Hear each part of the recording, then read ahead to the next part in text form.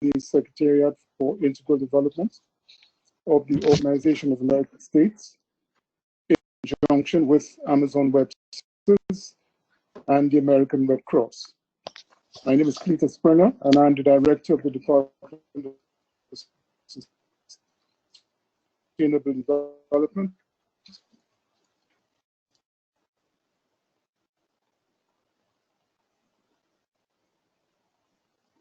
for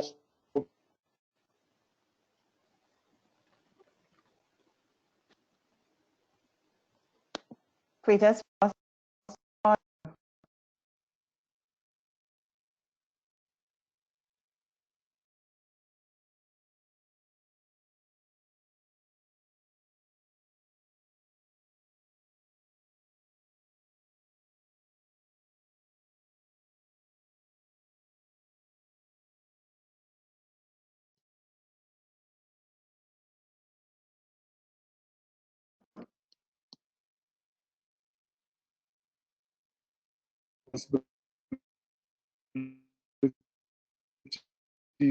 for disaster management. Cletus, we can't hear you. Along with several other areas of sustainable development, including water, energy, ecosystems, and Cletus, we can't hear you. Management.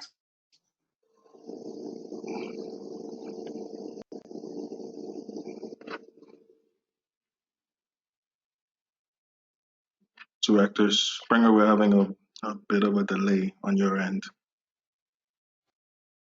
with the audio. Probably to so your audio could come through.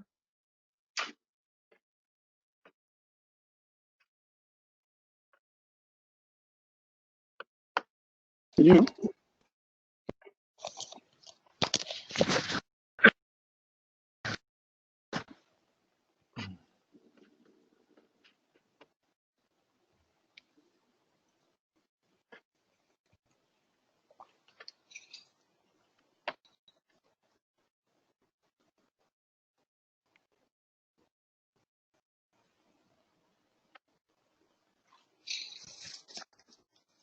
Muted.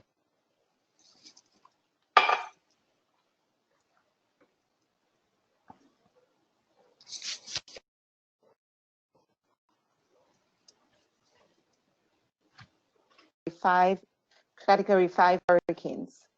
In 2019, Hurricane Dorian, the strongest Atlantic hurricane on record to directly impact a landmass, caused 70 confirmed deaths and losses of over 3.4 billion and made over 1,700 people homeless in the Commonwealth of the Bahamas.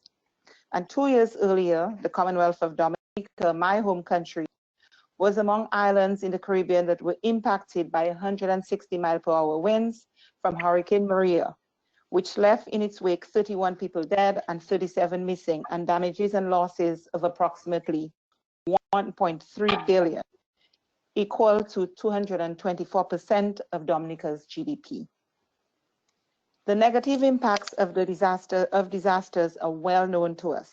They include disruptions in economic activity, closures, job reductions in foreign exchange and national income to governments, psychological impacts, and internal displacement resulting from damages to homes and social and economic structure.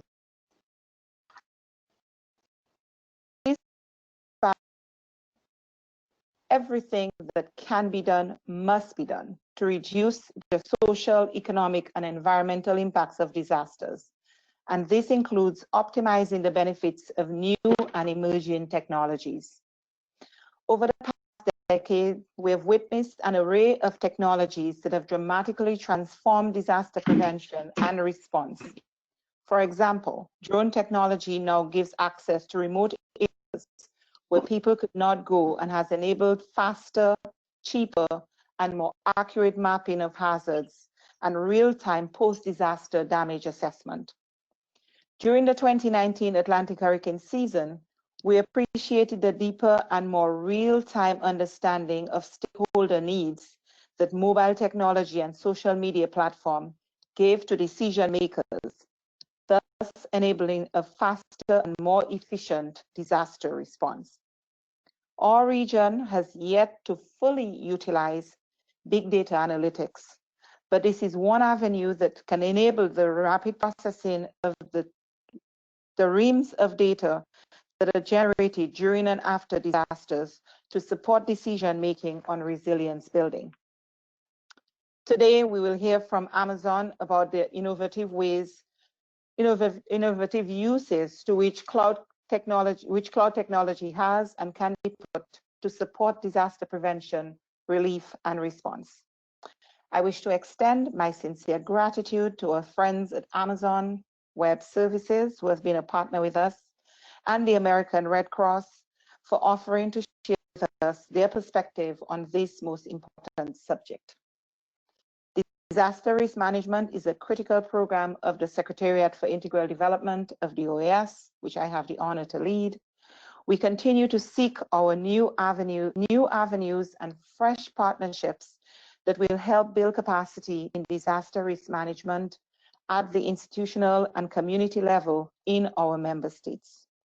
We look forward to working with partners like Amazon Web Services and with the Red Cross in advancing disaster risk management.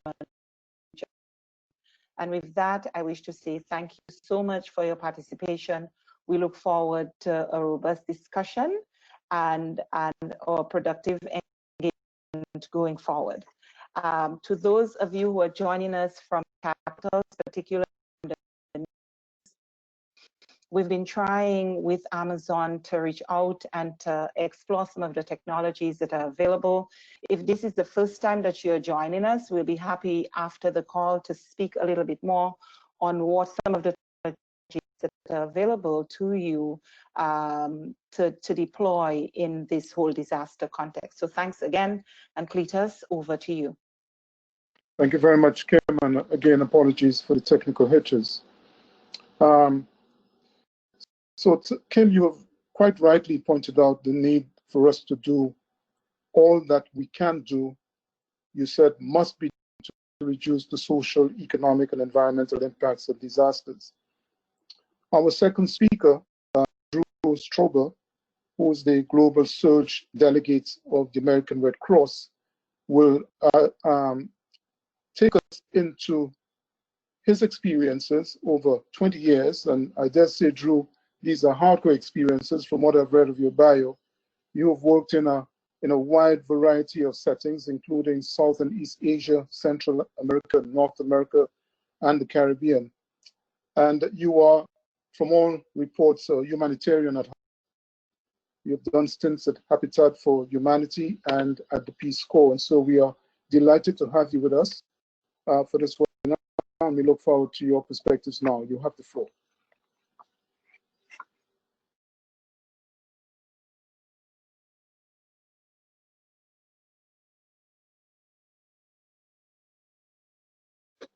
You have the floor.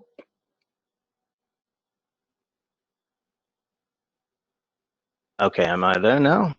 Are we good with the unmute? You Yes, copy you me are. okay? Yes, we Okay, can. great.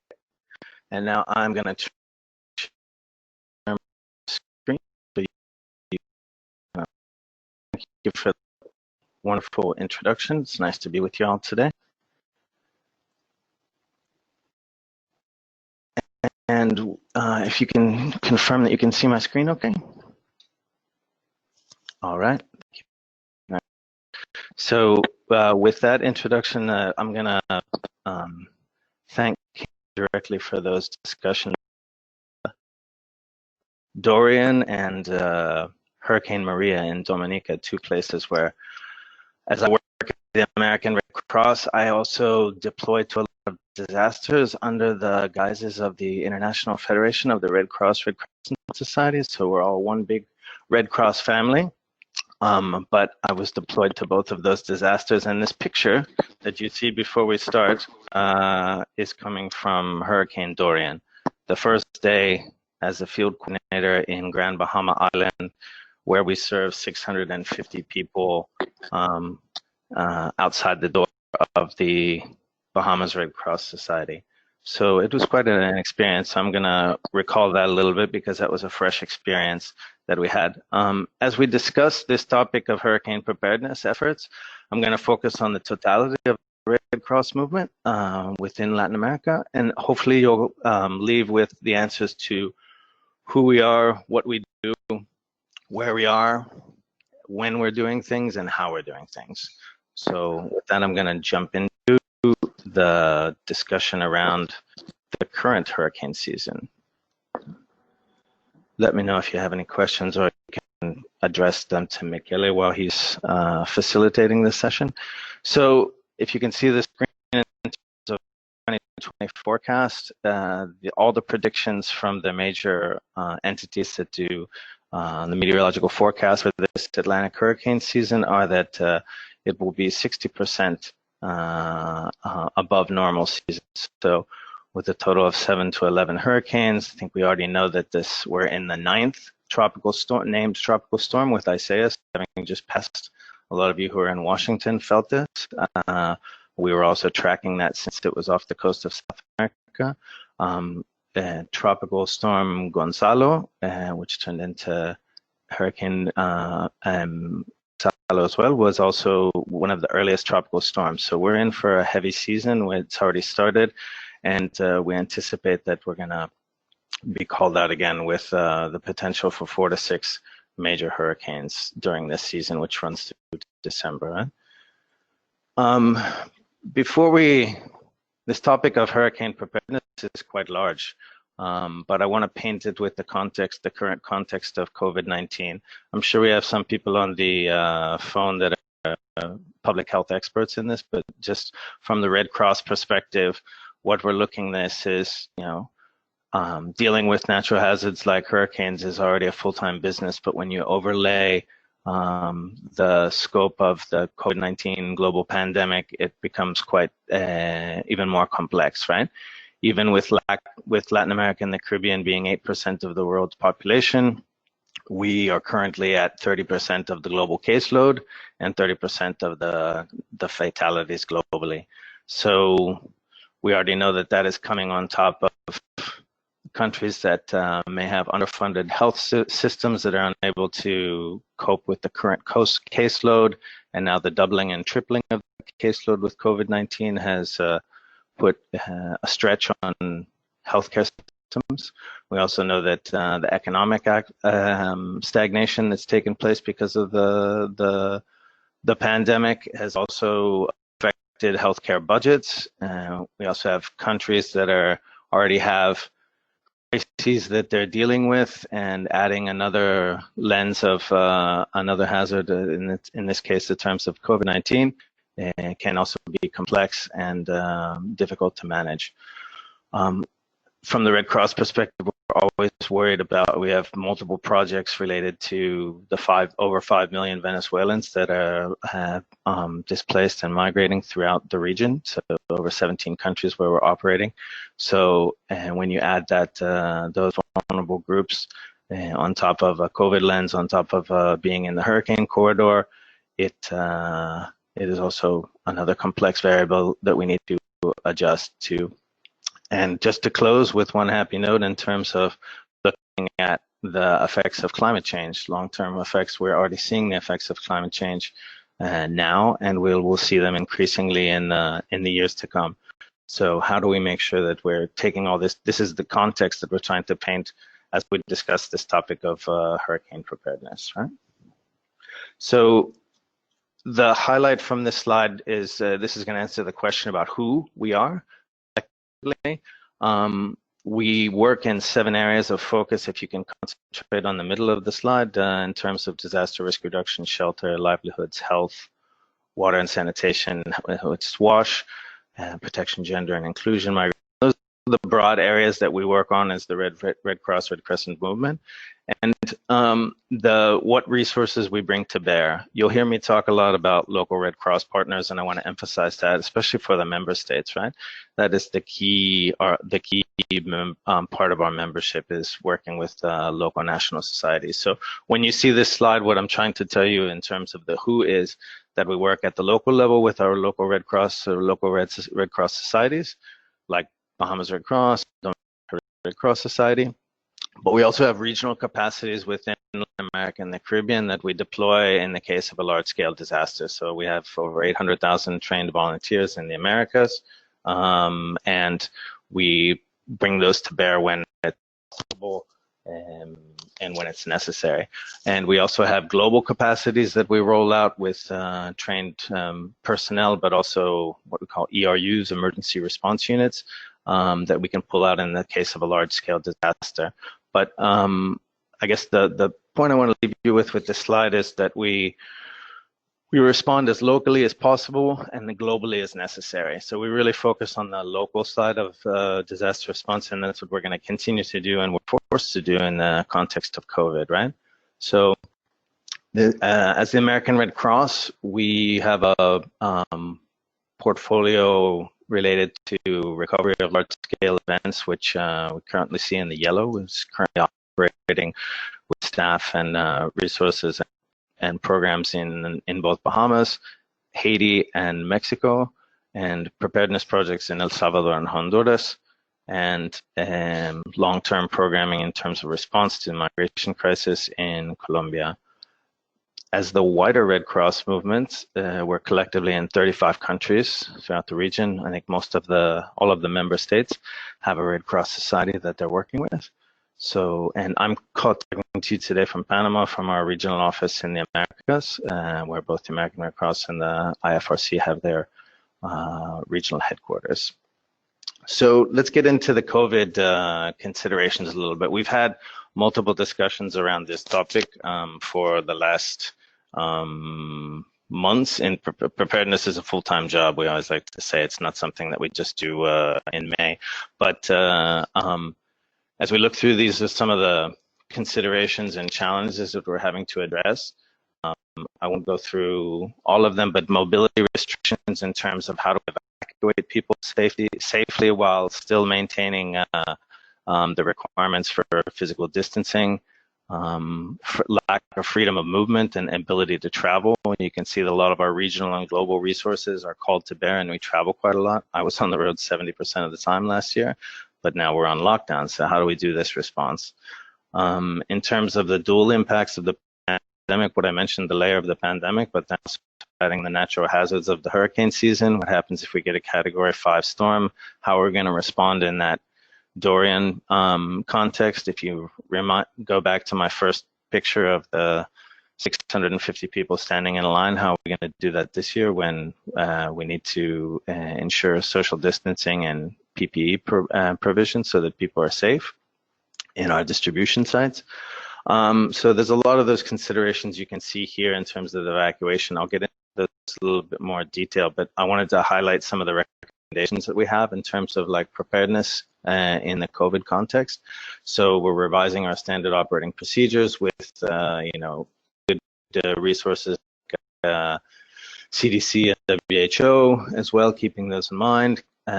Looking at our pre-positioned stocks and making sure those include adequate PPE and that our volunteers are safe. Making sure we're reducing vulnerability for groups that we have already identified as vulnerable.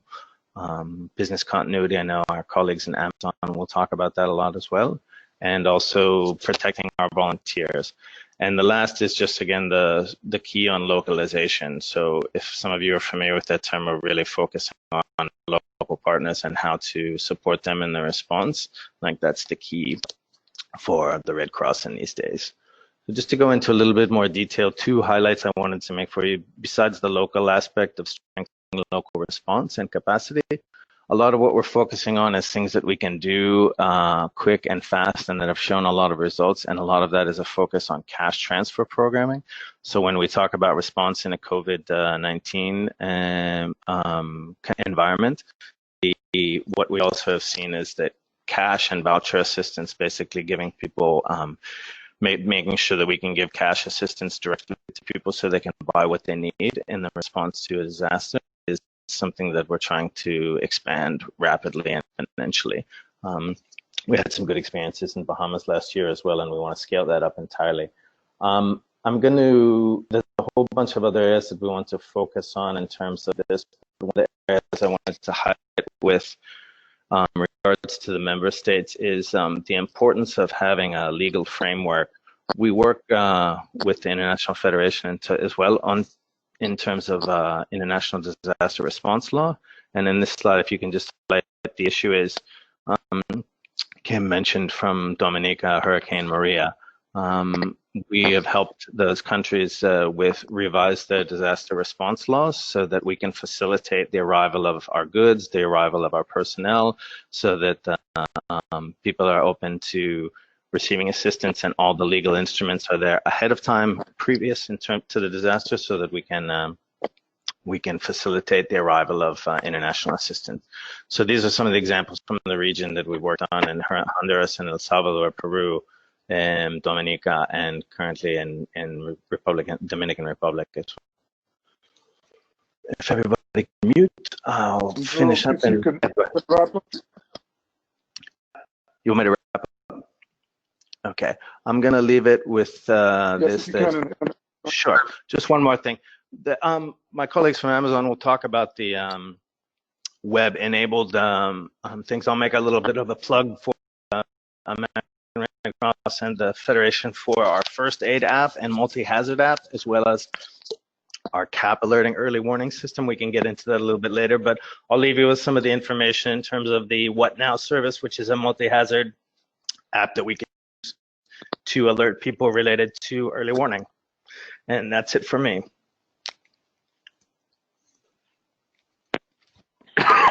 Thank you very much, Drew, for those perspectives. We will come back to some of the issues you've raised, including the importance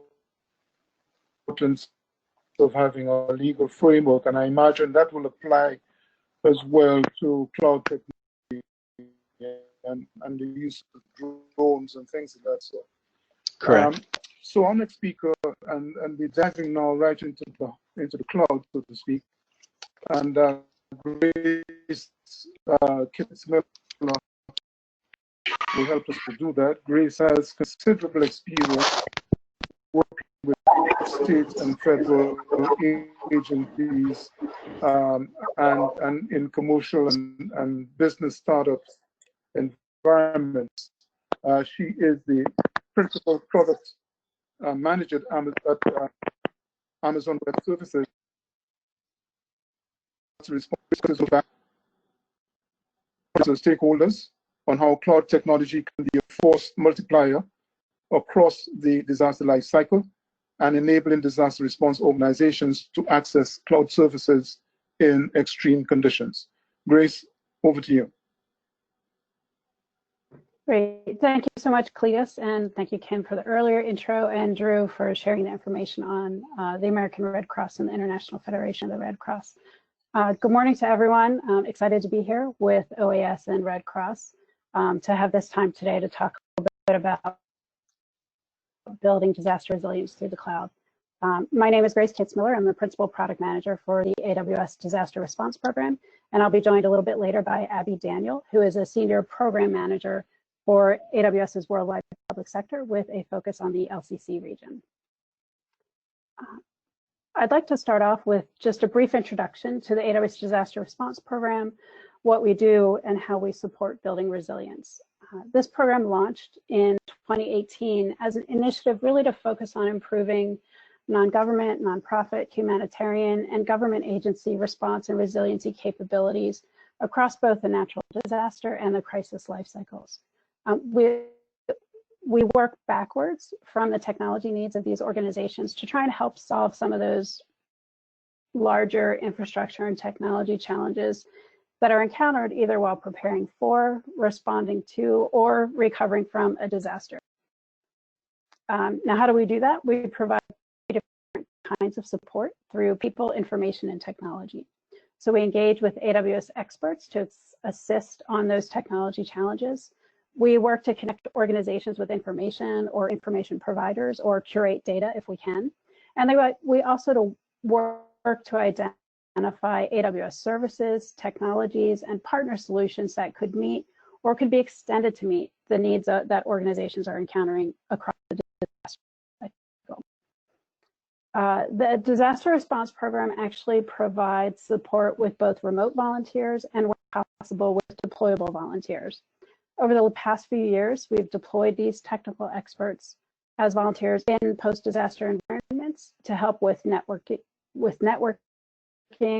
restoring connectivity, and helping customers to use those cloud and technology solutions at the edge or in connected environments for their response efforts. You might be saying, well, why are we doing this? Well, we recognize that preparedness is a key component of resilience, and we work with customers ahead of time and organizations ahead of time to establish a playbook for those solutions support and processes for deployment so that in times of need, we can act much faster. We'll come back to preparedness in a few moments. We also invest in resilience by working with organizations to build out solutions and services and deployment models ahead of an event or a disaster, and also try to focus on those solutions that have broader applicability beyond just response, so they could support projections or resource planning or even resource allocation. And the AWS Disaster Response Program is philanthropic in nature. We provide disaster response promotional credits and support to organizations that are active across the disaster life cycle. Our responses when we activate are really based on the severity of the incident and the kinds of needs that we hear from the organizations that we can support. And we are able to deliver this support by maintaining a roster of technical and non-technical volunteers that are able to provide support in the event of a disaster or other kind of activity that might need some kind of support. Just very briefly about our program roadmap. You know, the way that we deploy and the way that we activate is guided by this roadmap. First, we try to identify where we can help, working backwards and reaching out to the organizations that we are collaborating with and assessing the greatest needs and challenges that they have. We work to try to assure that the innovations or solutions that we develop are scalable and can be utilized whether during a disaster or not during a disaster. We are working to scale this program globally. Our initial launch was primarily in the Americas, but we're engaging across international geographies to be able to bring those solutions internationally as well. And we do work very much on a collaboration basis and partner with relief networks and other kinds of organizations, humanitarian organizations like the Red Cross and others, to bring resources as needed to the front lines of disasters. And we also use this program to provide opportunities for Amazonians to support the mission and give back in ways that their skill sets are best aligned with the kinds of needs that we're hearing about.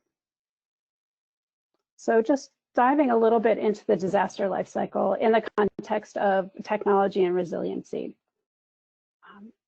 One of the things we work with organizations on is try to understand, you know, from those technology challenges, what are those critical data sets? What are those critical applications that will be needed either in order to think ahead about a disaster or during or after a disaster or crisis occurs? You know, we can work through how we can engage on those topics with organizations today so that we can better prepare for a response tomorrow. By preparing and facilitating those use cases, access to the cloud, potentially building out some proof of concept or initial implementations, we can work together to support resiliency through faster response and faster recovery. Now, many organizations are not familiar with the cloud and how technology can help during a disaster. So I'd encourage you to start a process of thinking about how technology can help by thinking about, you know, what are those data and apps that are most critical for you to be able to access maybe most immediately after a disaster occurs? You know, what will you need in 8 hours? What will you need access to in 24 hours or 3 days or 1 week or 1 month later? You know, have you thought about what's your plan if you can't access those resources, either due to a physical barrier, such as building damage or flooding, because of limited access to power or limited connectivity, or even inability to travel, as we're seeing with COVID-19. And then, in addition to the data that you might need access to, also think about, what tools or technology or solutions can you or would you like to use to gain better situational awareness in either low or no connectivity environments, or even in that connected environment? Would access, I know, Kim, I think you mentioned this before, would access to geospatial imagery or drone imagery more quickly after a disaster be helpful? Do you know where those critical lifelines and infrastructures are located, and a plan to identify which are available after a disaster? Thinking about these use cases and how cloud and technology can help with those is, one step towards thinking about how the cloud can help prepare for better resilience. For those that aren't as familiar with AWS, AWS Cloud Service, that's used across virtually every business sector and every vertical around the world. From databases to storage to compute to data lakes to data analytics, website, mobile application hostings, data systems backup and recovery, video streaming, call centers, machine learning, and modeling. There are just many different ways that technology can help increase resilience. Some examples where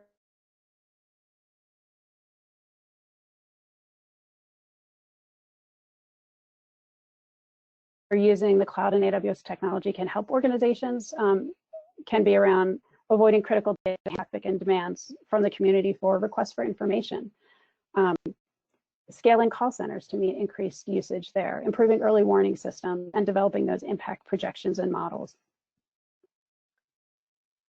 I'd like to switch gears just a little bit and dive into a few specific use cases of how technology can support resilience. And some of these are in the context of COVID-19. I know Drew's mentioned that quite a bit, and Kim, you mentioned it, and Cletus as well. So the AWS Disaster Response Program and virtually all of AWS activated to support organizations and customers in their responses to COVID-19. The DR program in particular started our efforts early in 2020 by engaging with Amazonians that were located in the Greater China region and the Asia Pacific region, because those were the areas that had the earliest impacts and the most significant impacts. And we reached out to really explore, both with our teams as well as the customers that they were engaging with, to talk about, what's happening, right? What were the impacts that were being seen, and how could AWS help in those scenarios? How could technology help in those scenarios? And our efforts to assist do continue globally today. And what you see on the slide are, some of the most common challenges and solutions that emerged as COVID-19 has evolved this first part of the year.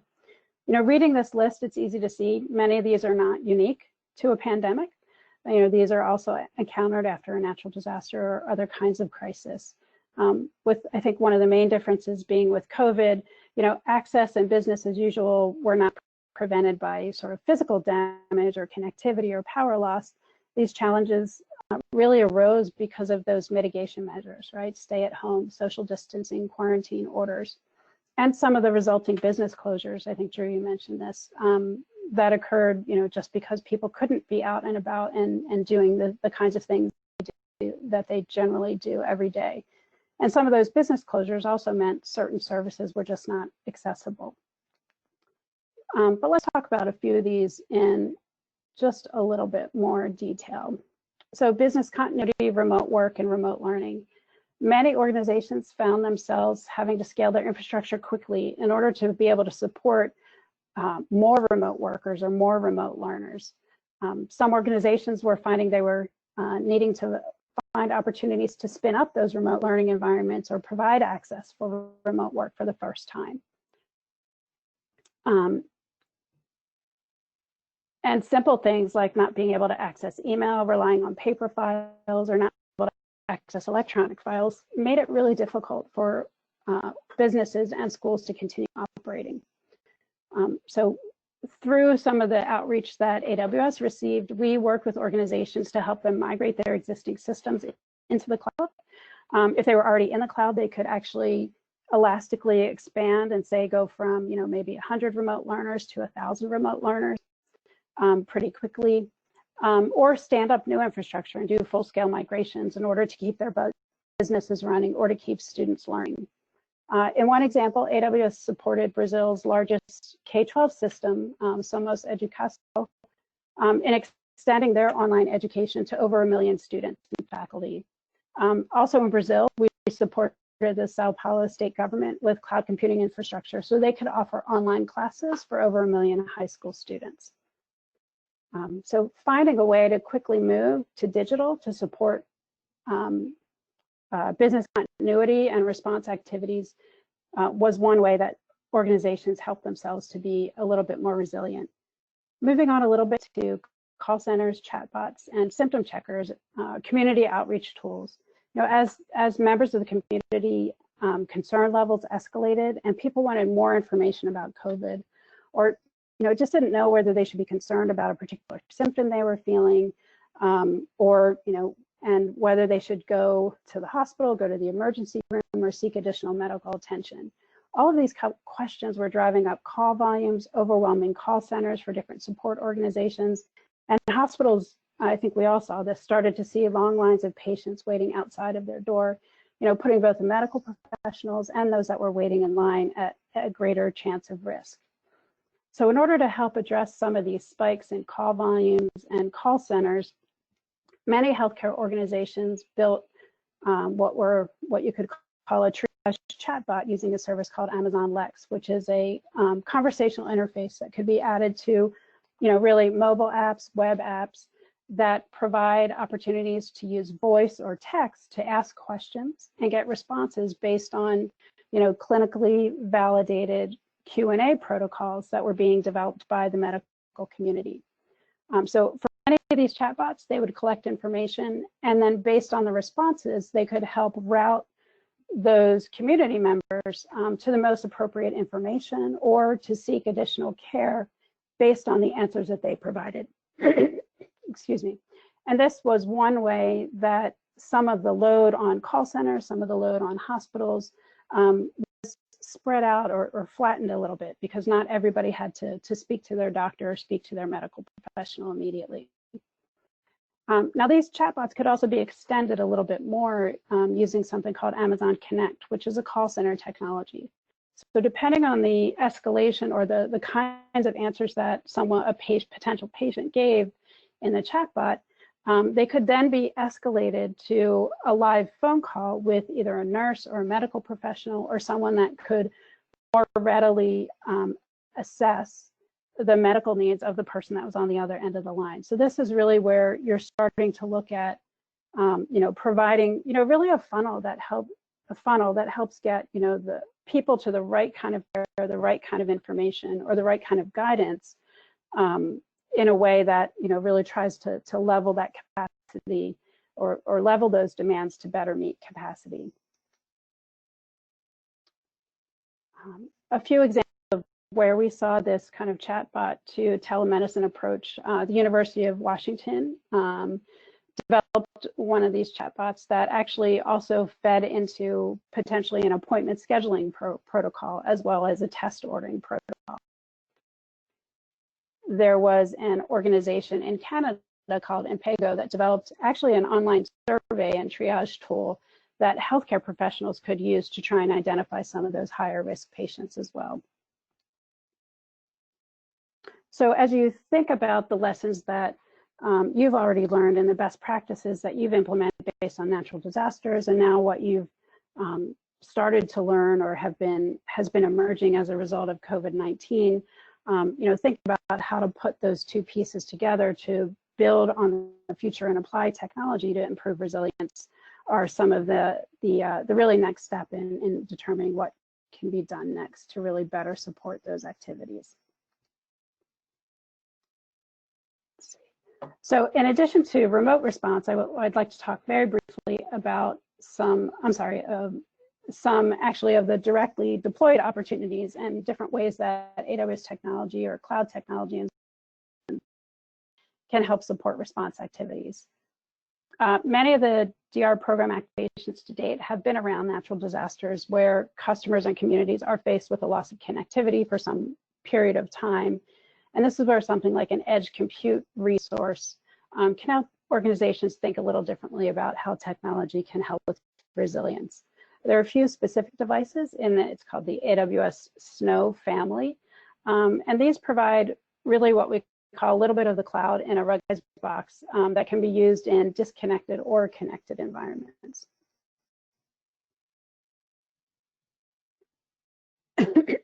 So let's dive a little bit deeper on the AWS Snowball device.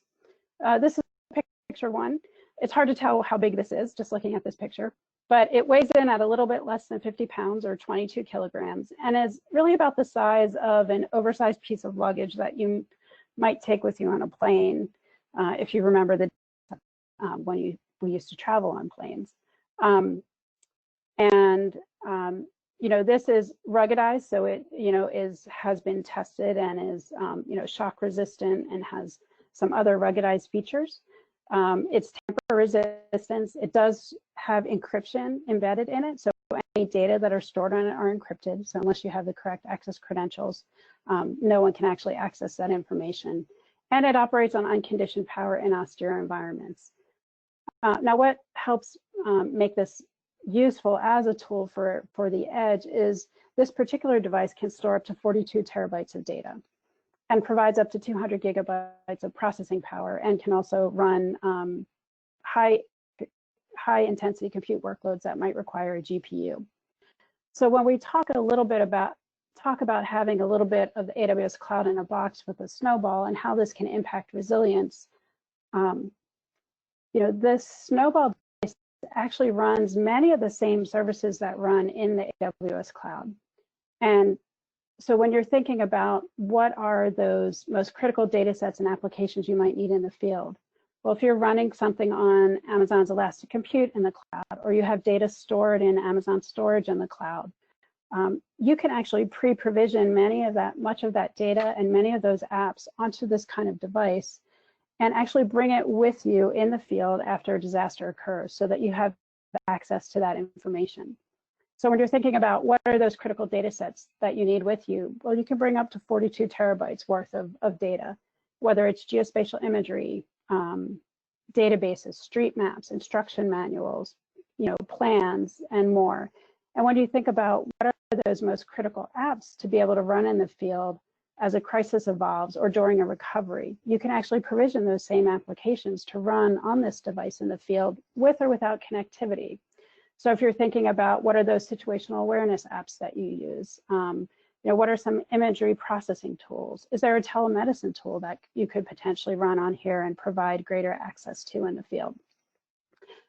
And you also have the flexibility to install other kinds of solutions as you need them once you have this device with you in the field, and plenty of room to collect and gather more data, whether you're sending people out to survey and do some health and well-being checks. If you're doing that imagery processing pipeline and creating some new situational awareness maps, now you can share them out directly from this device. If you're doing, looking at data migrations or logistics or other kinds of activities. And so you can operate without connectivity using this kind of device. And when connectivity is restored, you can actually sync all of the information that you've collected here on this Snowball back up to the cloud and potentially make it available to those locations or those other organizations and command centers that are far away from the impact of the disaster, and they can share in that latest and most up-to-date information that was collected as a result of the disaster. So with that, I'll pause there and I will turn it over to Abby Daniell to walk through a few specific examples of how some of these solutions have been used in the field and in building disaster resilience. So Abby, you. Thank you, Grace. And thank you to the OAS for inviting us. The first I'd like to share with you today is the use case of St. Kitts and Nevis. And the government of St. Kitts invited us to help them be better prepared in the case of a natural disaster or a hurricane, understanding the threat. And so several of our team members last year spent a couple of weeks on the island of St. Kitts working with the government. They identified 5 government agencies that they felt were critical, where they wanted us to help them back up full workloads to the Snowball Edge device that Grace just showed you. And so our team, they identified key contact for us to work with, and then key individuals within each of these agencies.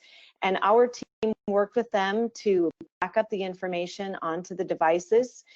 We actually left the devices with them and trained them on how to use them in the case that they would need to be used in the case of disaster. So this really, we start off with this, I think, because it highlights an example of really identifying ahead of time the need to be prepared. Next slide. Grace mentioned the contact center ability for Amazon Connect, and in Hurricane Florence in September of 2018, which hit the Carolinas, the region quickly realized that they didn't have enough physical server capacity to be able to satisfy the demand for the calls that they were receiving. And so Amazon set up a virtual call center using Amazon Connect. And this photo shows one of our volunteers that was deployed on a virtual basis and took over answering calls so that we could add capacity to the physical call center. And the benefit of this is that they could spin up the need as they needed it, spin up capacity, and when they no longer needed it, then they were just able to turn it off. Next slide. In 2017, when the earthquake hit in Mexico, we partnered with our colleagues at Disaster Relief by Amazon and our Amazon team in Mexico, where we have 4 distribution centers, to be able to make sure that, and also we partner with the Mexico Red Cross, to be sure that critical supplies were flown in on one of our Amazon Prime Air planes in order to help with immediate response to the earthquake. We also worked with Senapred in Mexico, helping them to have the cloud services that they need to be able to run. And we gave them cloud credits for compute power and also technical assistance so that they could continue to operate after the hurricane. Next slide. And then when Dorian struck in September of 2019, we partnered, we worked closely with the OAS, and we also worked with help.ngo, who were engaged with fly drones and collecting imagery. And we were deployed volunteers to the Bahamas, and we provided 2 of the Snowball devices that Grace mentioned. And we were able to help collect and store aerial imagery of the damaged areas so that the damage assessment could be analyzed more quickly and decisions could be made on the ground in the field accurately and quickly to be able to respond to the hurricane. The next slide shows, Grace, the next slide shows the Snowball Edge architecture that our technical team developed to be able to take the drone imagery into laptop and store it onto the Snowball Edge device so it could be processed and analyzed. And that was done in real time in the field in remote location. Next slide.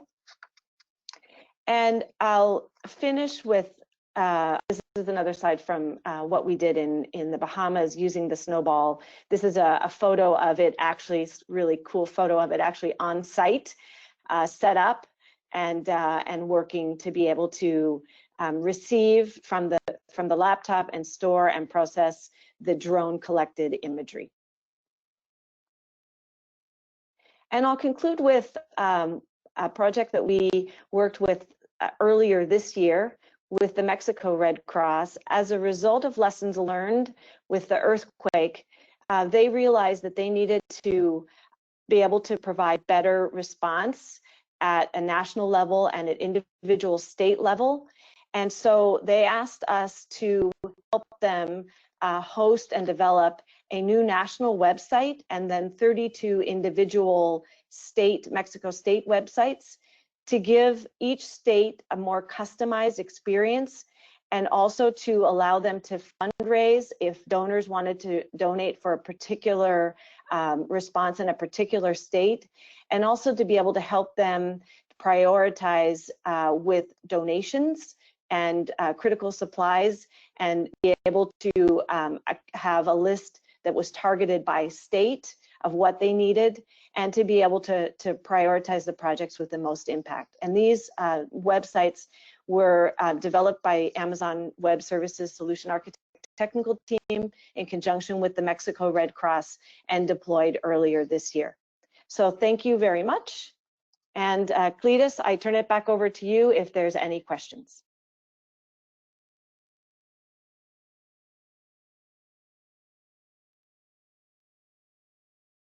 Thank you so very much, Chris and Abby, for that very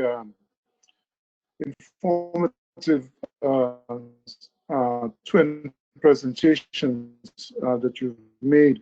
I have some questions that I wanted to put to either of you or to Drew as well, if he cares to chip in. What is the roadmap? Is there a roadmap that countries can follow in helping them to design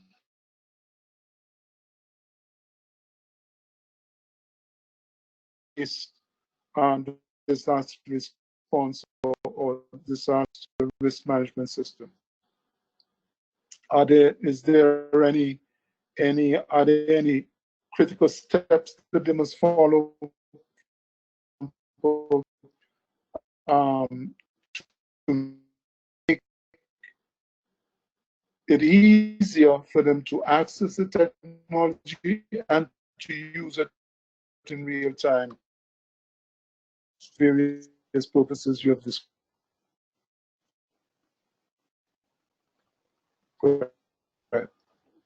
Sure. So some of you went in and out a little bit, Cleus, but I think what you were asking is, is there a roadmap that countries could use to help design and walk through their activities?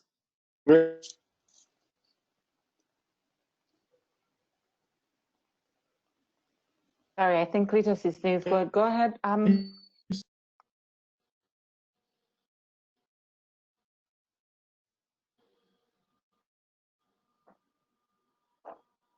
Did you hear that question? We heard you now. Responding. I'm so sorry. I didn't hear the repeat of the question. Could I ask one more time? I'm so sorry. Yes.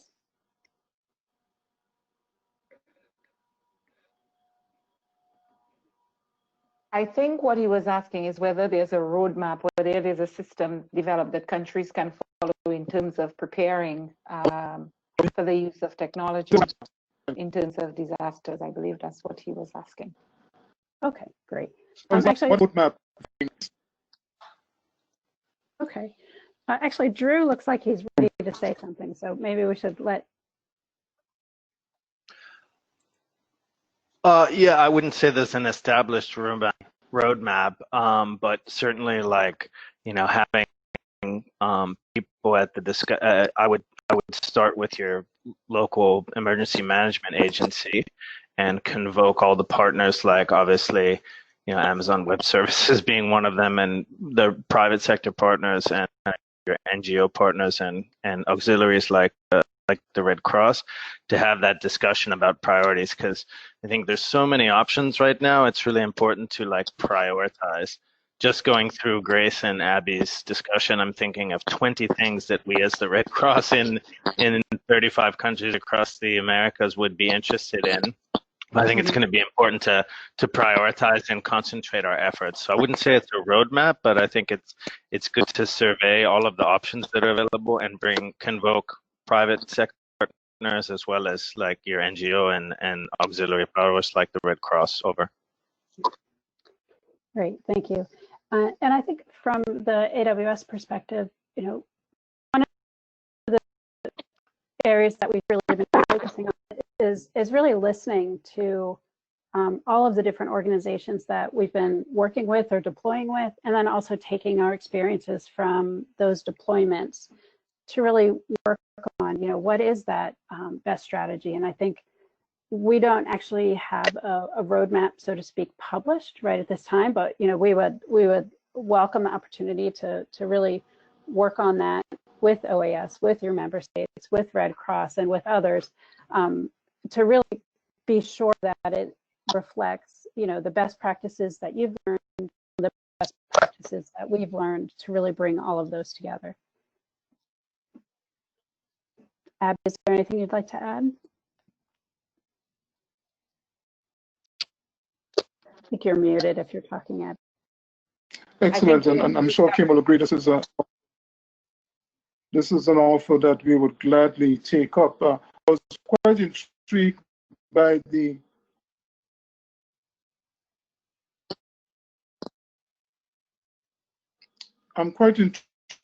Mexico example that you cited, Abby, about the national websites that were designed at provincial levels, that gave the flexibility to provinces and states and so on to design their own, to meet their own needs. That I think is the when you mention it, it struck me straight away as something that a lot of our governments would want to look into in a more precise kind of way. One question that we had from the chat was from the Caribbean Disaster Management Agency. How could they partner with AWS in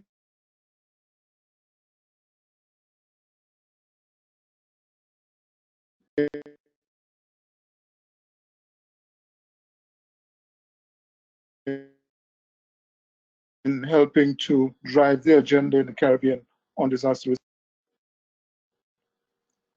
So I think, Cletus, that you came in and out a little bit, but I think the question is, how can the Caribbean Disaster Agency partner with us? Is that right?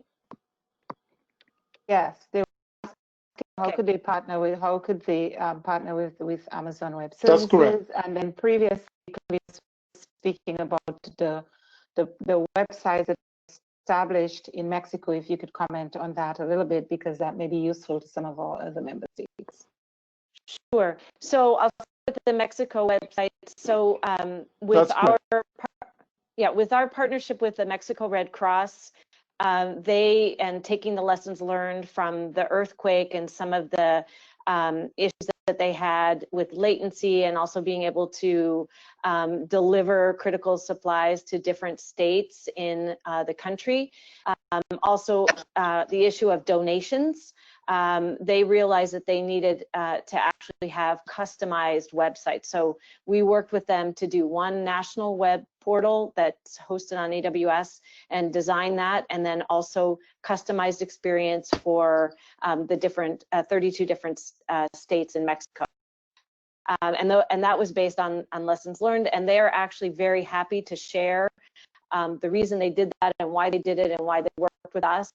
They joined us at our summit in Mexico City in March and talked about that. So anyone on the call that want to talk with them, they're happy to talk about what they did and why. And then about the partnership with the Caribbean Disaster Agency, we would welcome an opportunity to have a follow-up meeting and a conversation about how we can help.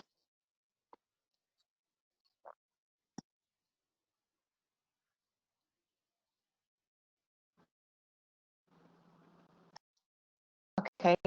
I believe, Drew, you were speaking a little bit about the apps and some of the technology tools that the Red Cross has or deploys.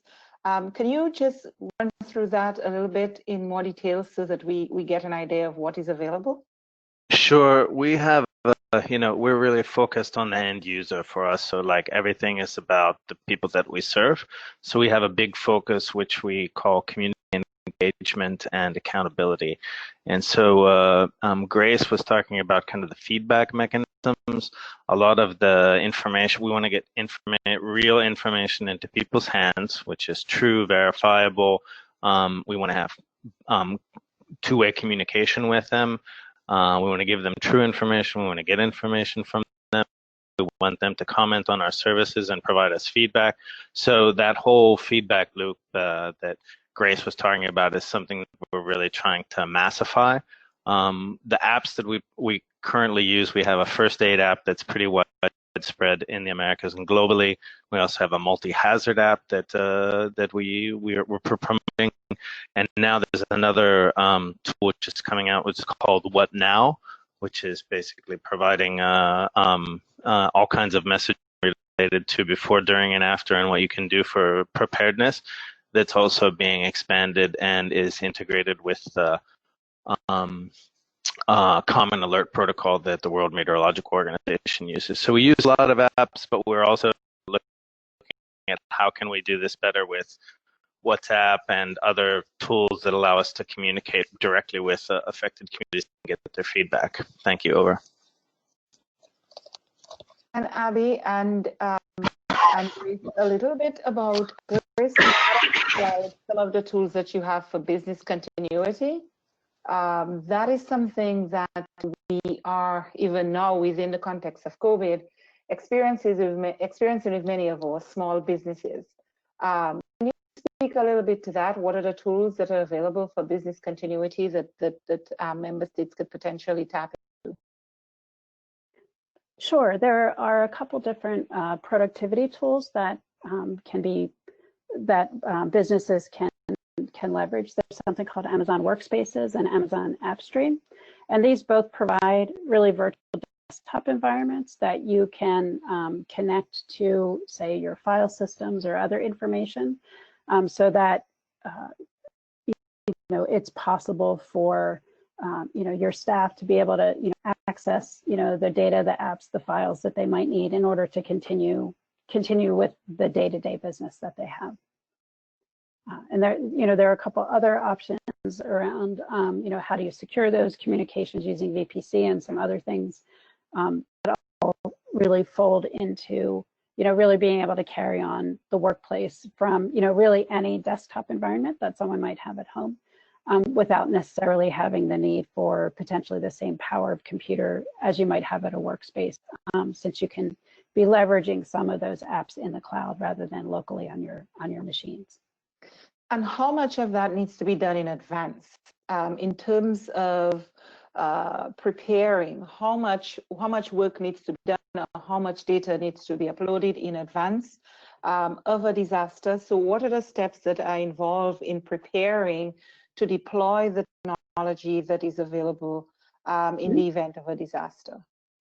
Sure. So something like Workspaces or AppStream, those someone who can log into the AWS console could actually stand those up today. So the things that you would want to think about from a preparedness perspective is, where are those, files and data that your staff operates on every day? You probably want to think about, do I keep just a rolling copy of some of those most critical, file sets available in the cloud already, or do you just go to a primary backup structure in the cloud? So there are a lot of things that can be done ahead of time. Some can be done, in a really and some it's better to do a longer preparation period, just to be sure that there's a difference between, say, office work products and office files versus, maybe if you're talking about a hospital that has some patient data that they are concerned they might not have access to, they'll probably need a little bit more preparation time to move some of that information over.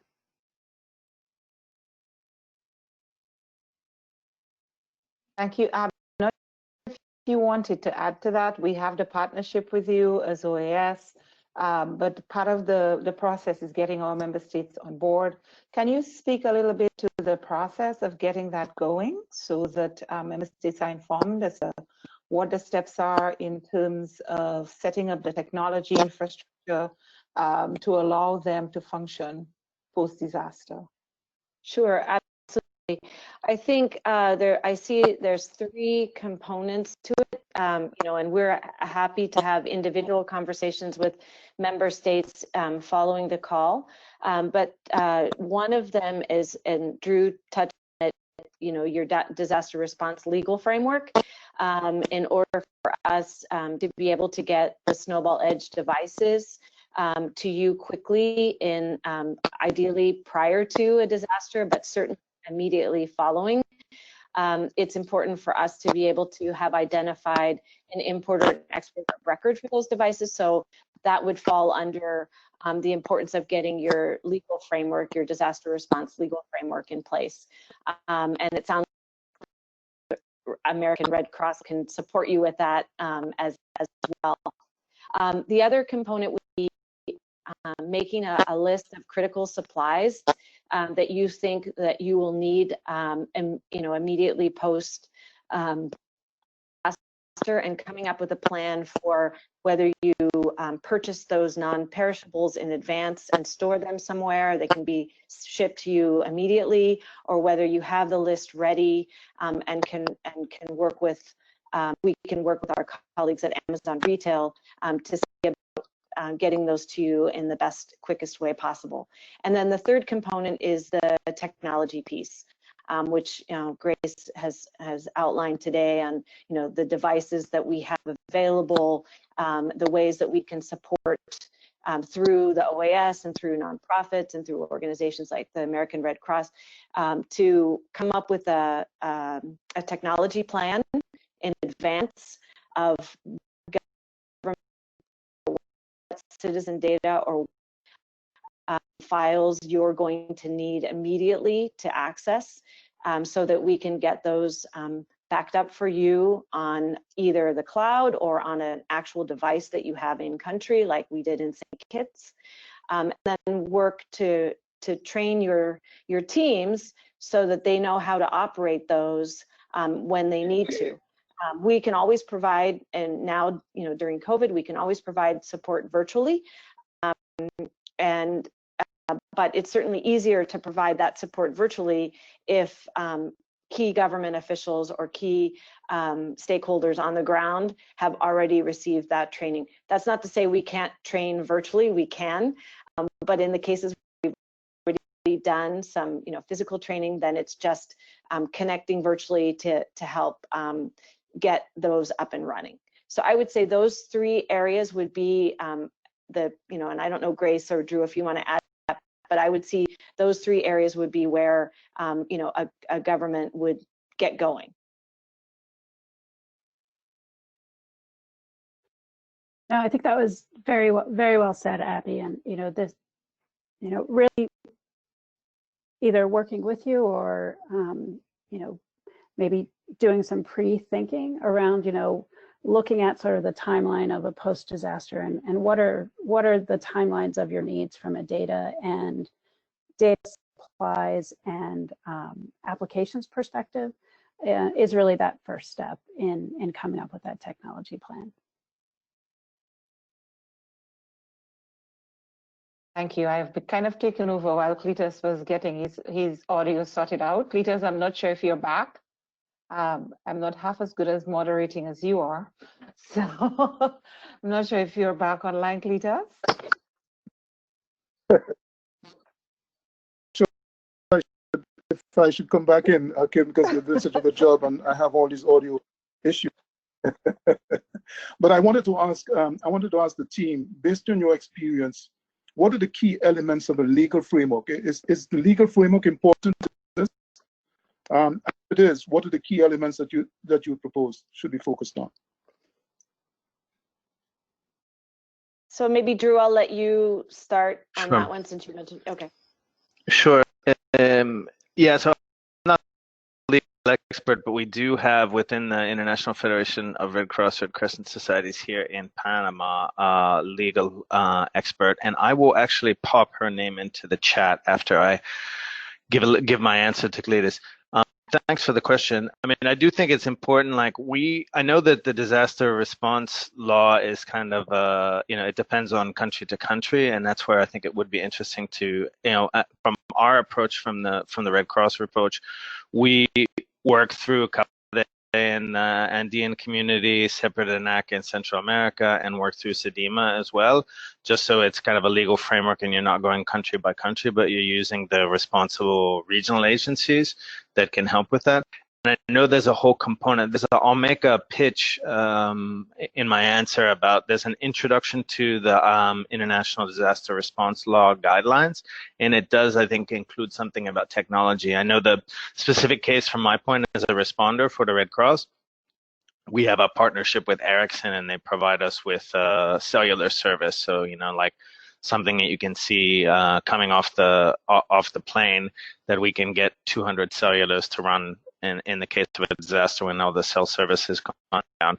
So sometimes, importing that on a regular day into a country might be a legal issue. So like what Abby and Grace were mentioning, I think there's some guidance on that about how to facilitate the arrival of these things. And that's one of the subtext in the introduction to the guidelines for international disaster response law. While my colleagues from Amazon Web Services are responding, I will send in the contact to Sophie in Panama. Over. So from our perspective, really from the legal side, the most important is for the device, since we would actually be shipping it. So customs laws come into play for the importer or exporter of record, since we actually be physically shipping or importing the device. From the data and the cloud architecture and the backup and all of the things that you would want to do with analytics or storage or compute, that doesn't necessarily require a particular legal framework, but the import or export of the device definitely would.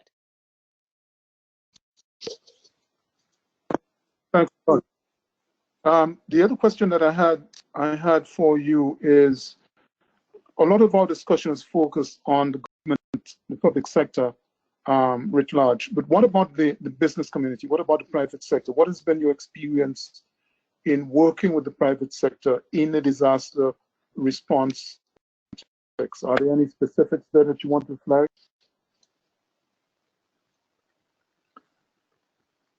Grace, do you want to start or? Okay. I can hop in there briefly. So what we see so I think in general, the first touches and the first kinds of requests that we see most frequently come from those organizations that we deploy with, right? In general, we work through organizations like NetHope or ITDRC or Help.NG for many of our deployments, or have specific invitations to assist or support. On the commercial side, what we've seen throughout disasters is where a company is already on the cloud, they'll reach out directly through their existing support structure, say within AWS, where they might have an account manager or a solutions architect. There are many commercial enterprises that have embedded best practices into their approaches, where they're looking at things like backup and recovery, and restoring their systems after a disaster occurs. That's not to say that everyone's perfect or all the commercial entities are perfect. So, we do also see requests for help when the unexpected happens and a commercial entity is not prepared.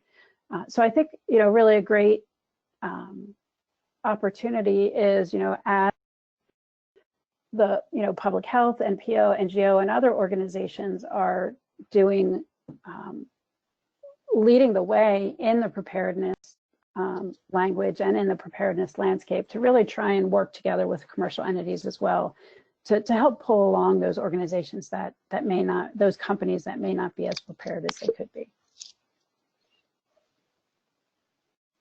Abby, over to you. Yeah. I was just going to add, Cletus, I was just going to add briefly that, obviously there's a difference between a large private sector, hotel or tourism company like Xcaret in Mexico that is a AWS that is on the Caribbean coast and has spent a lot of time doing working for disaster preparedness versus a small, maybe Eco Lodge or a small company in a different area, right? So I think Grace is really right that it's important, and we're happy also to talk with chambers of commerce and private sector chambers. With them as well. So I think Grace and I tend to focus on public sector because we're in the part of the AWS team that works with public sector, but we also do have a whole commercial sector team as well. So also happy to support, private sector and small and medium-sized businesses be prepared. Okay. This is Drew. I have one more. I was just going to add one more thing on Mexico, just specifically on Abby's example of Mexico. I've seen that as well, since we as American Red Cross have a large recovery portfolio in Mexico. So I've seen the benefits of bringing private sector partners into this. Just with what Abby explained is, that's one of the things that we as the Red Cross don't have to do to support our partners to respond. Is that you have really highly capable private sector who can bring all their expertise to bear and help with all of the IT solutions that they provided, and then we can concentrate on the work that needs to be done in terms of response and recovery. Thanks. Over.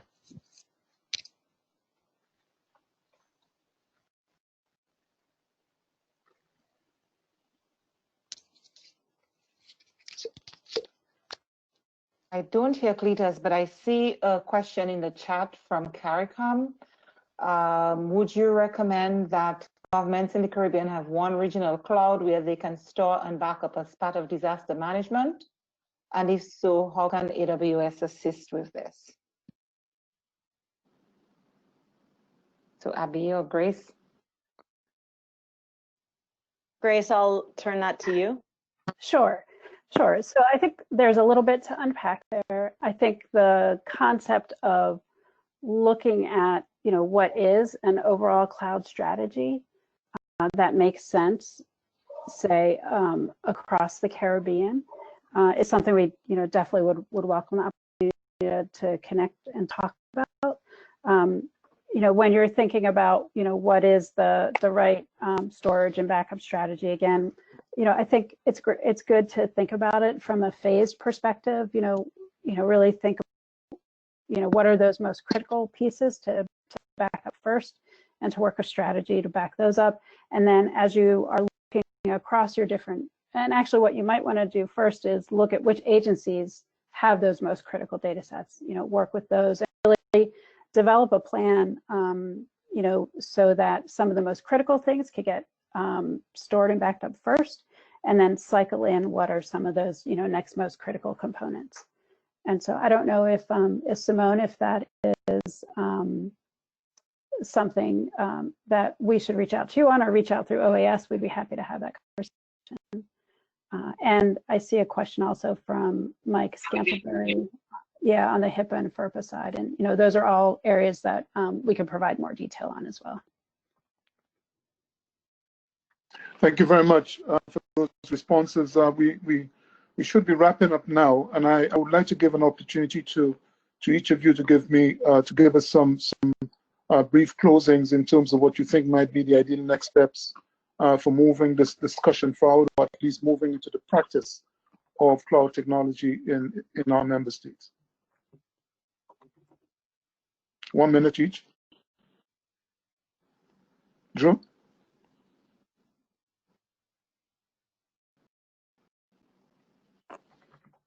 Private sectors. I appreciate the opportunity to meet with you all and public-private sector.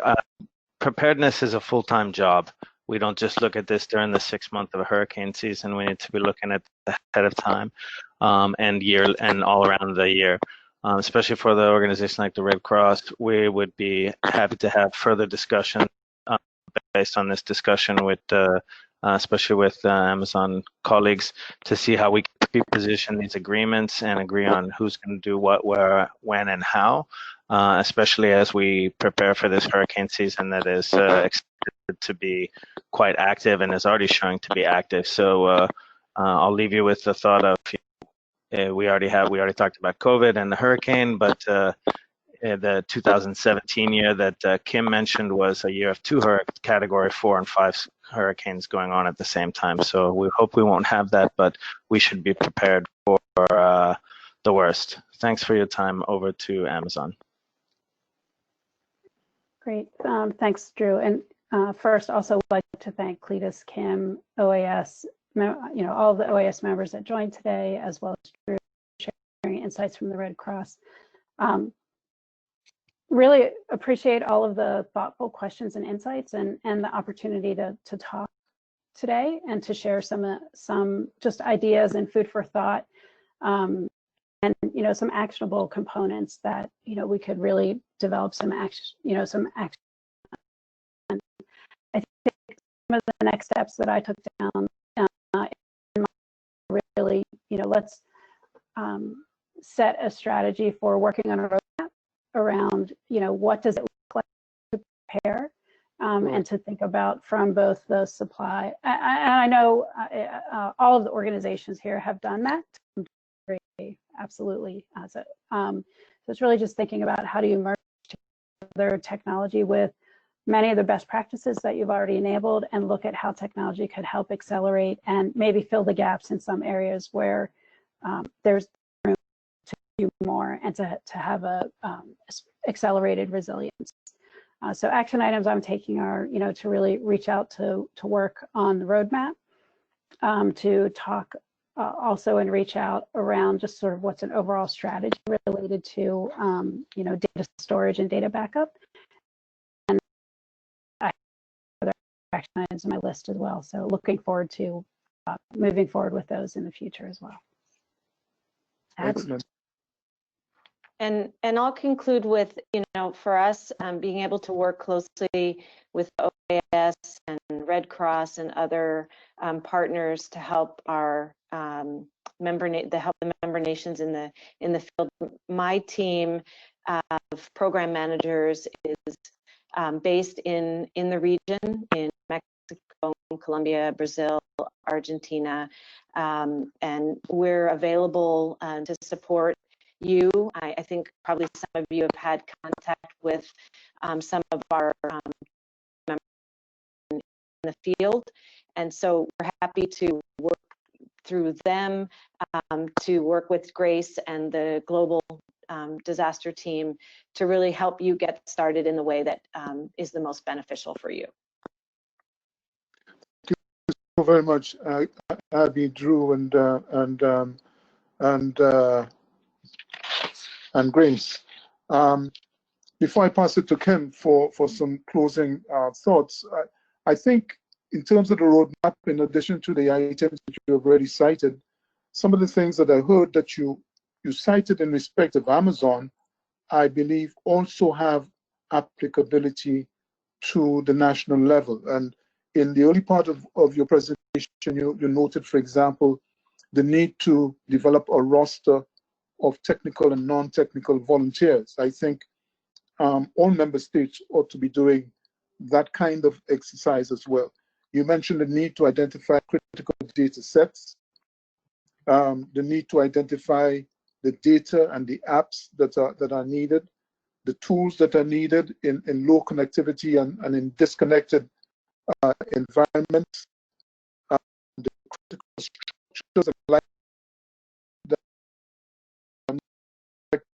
and where they're located and things of that sort. So these are some concrete steps that I've picked up from the discussion that even outside of an intervention of the type that we are now going to plan, these are things that governments can start straight away to do, and that will create a better environment for the interventions that we will roll out following the discussions that we will have over the next few days and weeks. So these are my collective thoughts on the presentations, but I'll now turn it over to Kim to close out the webinar. Kim, over to you. Thank you, Cletus, and thank you so much to Amazon Web and to the American Red Cross representatives, Drew and Grace and Abby. It's such a pleasure to work with you at Amazon. I think our relationship we signed, I believe, was in 2018, and we've been working on so many different fronts, not just in this area of disaster, but in other areas of competitiveness, etc. So we're really happy with the partnership that we've established with you. At the Secretariat for Integral Development, what we always like to emphasize is our role is to work with our member states to help them build institutional and technical capacity. As we rightfully say, the OAS is not a bank, and as such, much of our work is done through cooperation and partnerships. Horizontal and South-South cooperation, triangular cooperation, and partnerships, particularly now more than ever with the private sector. So we value those partnerships, and as an honest broker, what we try to do is to be that connector, that facilitator between our member and potential partners as member states lead their own socioeconomic development.